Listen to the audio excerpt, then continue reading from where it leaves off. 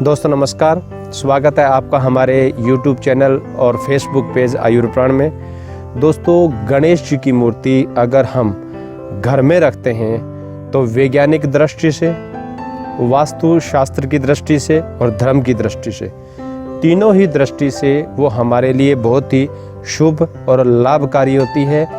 हमारे घर में सुख, शांति और समृद्धि का प्रतीक होती है, यानी कि बहुत ही ज़्यादा अच्छे फल देने वाली होती है। हमारे घर में सुख शांति बनी रहती है। पर हम जब हमारे घर में गणेश जी की मूर्ति को लाते हैं तो बहुत सारी छोटी छोटी बातें हैं, उनका हम बिल्कुल भी ध्यान नहीं रखते हैं और ऐसे ही किसी भी प्रकार की कोई भी मूर्ति कहीं से भी ला करके हमारे घर में हम रख देते हैं। और उसका परिणाम क्या होता है, जो मूर्ति गणेश जी की हमारे घर में सुख समृद्धि के लिए इतनी अच्छी होती है, वो उल्टा काम करने लग जाती है, यानी हमें नुकसान देती है।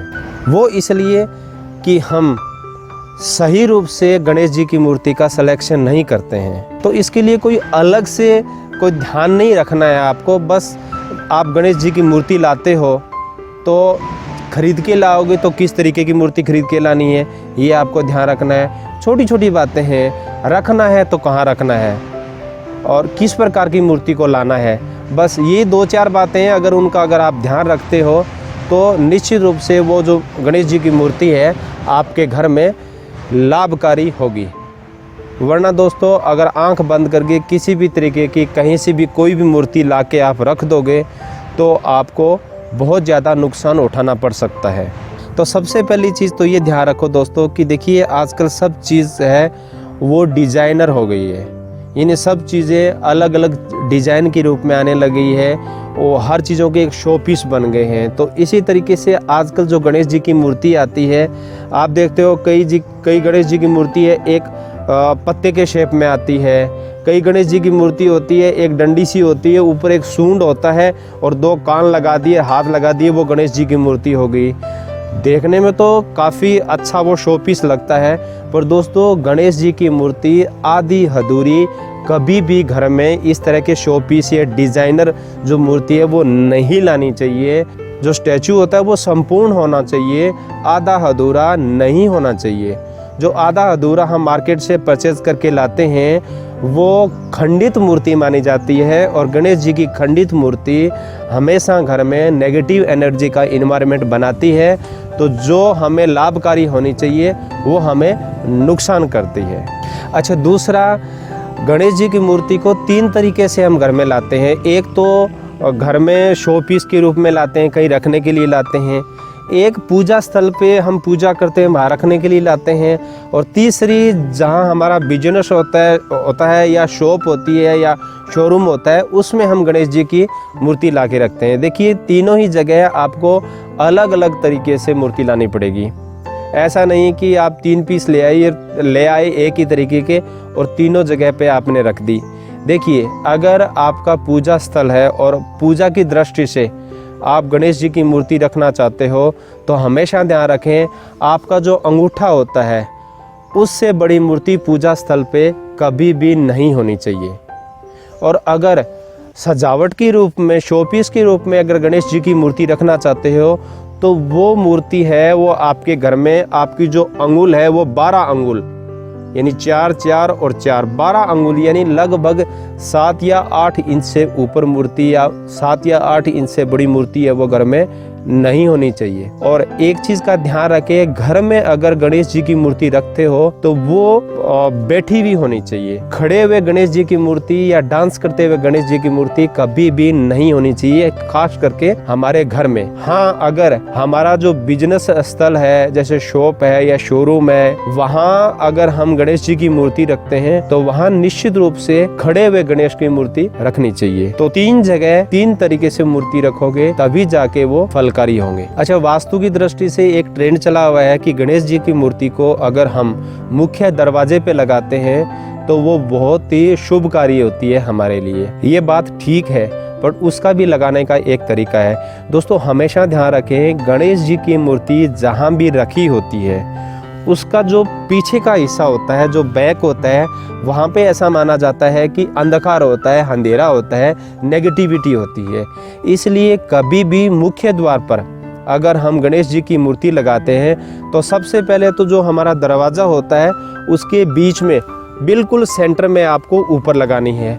और दूसरा एक चीज़ का खास ध्यान रखें, अगर गणेश जी की मूर्ति इस तरफ लगाते हैं तो बिल्कुल एक सेम उतनी ही बड़ी मूर्ति उसके अपोजिट दिशा में आपको लगानी है। यानी एक गणेश जी की मूर्ति इधर हो गई ऐसे ऐसे और एक इधर हो गई, यानी दोनों जो गणेश जी हैं उनकी पीठ है वो बिल्कुल एक दूसरे पे सुपर इम्पोज होनी चाहिए, यानी एक दूसरे से मिलनी चाहिए। वही गणेश जी की मूर्ति आपके घर पे दरवाजे पे लगना शुभ है। अगर आप एक तरफ या एक ही गणेश जी की मूर्ति लगा दोगे तो वो फलकारी की बजाय नुकसानदायक होगी। तो इस चीज़ का ज़रूर ध्यान रखें। जैसा कि बताया कि आपको बैठे हुए गणेश जी की मूर्ति घर में लगानी है तो उसके साथ साथ की जो तुंड होती है, उसकी सूंड होती है, वो मुड़ी भी होनी चाहिए। और इस चीज़ का ध्यान रखें, वो बाएं हाथ की तरफ, यानी गणेश जी के बायां हाथ है वो या बायां हिस्सा है उस तरफ मुड़ी भी होनी चाहिए, दाईं तरफ बिल्कुल भी नहीं होनी चाहिए। जो बाईं तरफ मुड़ी हुई होती है वही गणेश जी की मूर्ति शुभ होती है।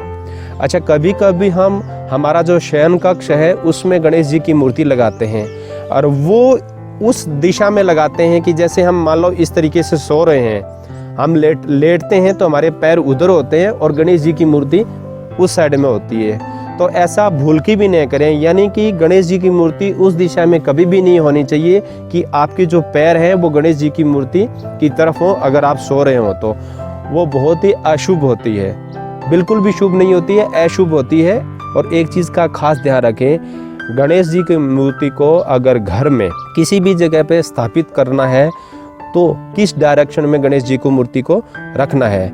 देखिए, सबसे अच्छी डायरेक्शन है ईस्ट या नॉर्थ या east north corner. But Ganesh ji की मूर्ति को कभी भी भूल के भी साउथ वेस्ट, जिसे नैऋत्य कोण बोलते हैं, उस कोने में कभी भी गणेश जी की मूर्ति को नहीं रखना, वरना बहुत ही ज़्यादा नेगेटिविटी है वो आपके घर में पैदा होगी। तो इस चीज़ का ज़रूर ध्यान रखें। हमारे घर में गणेश जी की मूर्ति होनी कितनी चाहिए, ये बहुत ही इम्पोर्टेंट है। बहुत सारे हम घरों में देखते हैं कि बहुत सारी मूर्तियां गणेश जी की है वो रखी हुई है, उस कमरे में, इस कमरे में, वहाँ सजा रखी है, पूजा स्थल में रख रखी है। तो मैंने जैसे आपको बताया था कि अगर आप मुख्य द्वार पे रखते हो तो आपको 2 मूर्ति रखनी है। अगर आप पूजा स्थल में और इस तरह से रखते हो तो पूजा स्थल पे आपको एक ही मूर्ति रखनी है, एक मूर्ति से आपको ज़्यादा नहीं रखनी है। बट पूरे घर में अगर आप काउंट करते हो तो वो हमेशा सम संख्या में होने चाहिए। मान लीजिए आपने घर पे मुख्य दरवाजे पे 2 मूल लगा रखी है, एक इस दिशा में, एक दिशा में, जैसे कि मैंने बताया, तो 2 तो वहाँ पे हो गई, और एक आपने अपने पूजा स्थल पे लगा रखी है तो 3 हो गई। तो ये विषम हो गया। तो विषम संख्या में नहीं रखनी है तो आप एक मूर्ति और किसी दूसरे कमरे में ला के रख दीजिए। यानी आपके पूरे घर में 2, 4, 6, 8, 10 इस तरीके से सम संख्या में गणेश जी की मूर्ति है वो होनी चाहिए। अच्छा, अब बात करते हैं कि गणेश जी की मूर्ति है उसका रंग कैसा होना चाहिए, उसकी शेप कैसी होनी चाहिए। देखिए, गणेश जी की मूर्ति संपूर्ण तभी होती है जब उनके हाथ में उनका प्रिय भोजन मोदक यानी लड्डू हो और उसका जो प्रिय वाहन है, जो मूषक है यानी चूहा है, वो हो, तभी जो गणेश जी की मूर्ति है वो शुभ होती है। और इसके साथ साथ दोस्तों, जो ललाट होता है गणेश जी का, उस पे हमेशा चंद्र का निशान जरूर हो। और कभी कभी आजकल बहुत सारी गणेश जी की मूर्तियां देखी है मैंने, ऊपर मुकुट नहीं होता, बिना मुकुट के मूर्ति सजावट के रूप में हम रखते हैं, वो भी मूर्ति बहुत ही ज़्यादा नेगेटिव होती है हमारे घर के लिए। गणेश जी की मूर्ति पे मुकुट होना चाहिए। और कोशिश करें कि मिट्टी की बनी हुई मूर्ति है वो घर पे लाएं, केमिकल से बनी हुई मूर्ति कभी भी नहीं लाएं। और अगर रंग का सिलेक्शन करना हो कि किस रंग की लाएं तो कोशिश करें कि जो गणेश जी का रंग है वो धुएं के समान माना गया है, धूम्र वर्ण होता है। अगर धूम्र वर्ण आपको अच्छी नहीं लगती है तो आप सफ़ेद रंग की मूर्ति घर में ला सकते हैं, वही मूर्ति आपके लिए शुभ होती है। आजकल मैंने बहुत सारी मूर्तियां देखी है कि गणेश जी को कमल का फूल है, उस पे बैठा करके एक मूर्ति बना दीजिए, या गरुड़ होता है, गरुड़ एक पक्षी है, उस पक्षी के ऊपर गणेश जी बैठे हैं, वो मूर्तियाँ काफ़ी मैंने जो शोरूम्स हैं उसमें देखी हैं बिकते हुए। या फिर लेटे हुए गणेश जी की मूर्ति है, या डांस करते हुए गणेश जी की मूर्ति हैं।